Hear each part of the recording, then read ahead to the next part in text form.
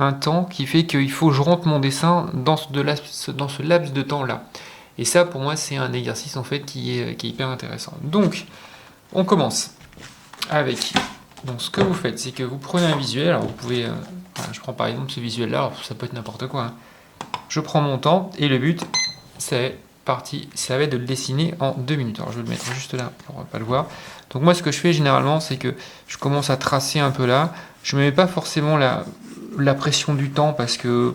Bon, au final, le temps, pour l'instant, je ne le regarde pas. Hein.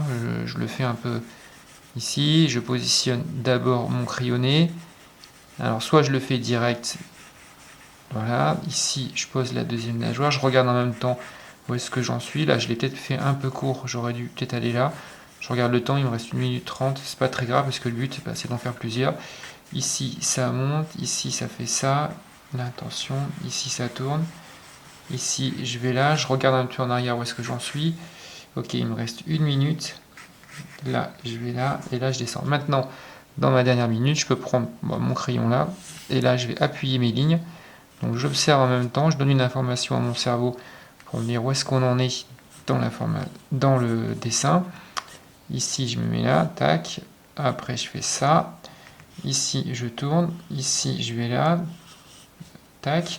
Alors je dis souvent tac, hop, hop, tac ou hop. Il me reste 40 secondes. Voilà.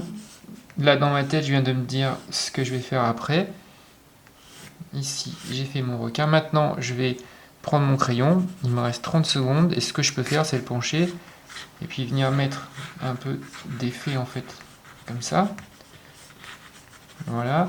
Là, j'avais pas prévu, mais j'avais ça sous la main.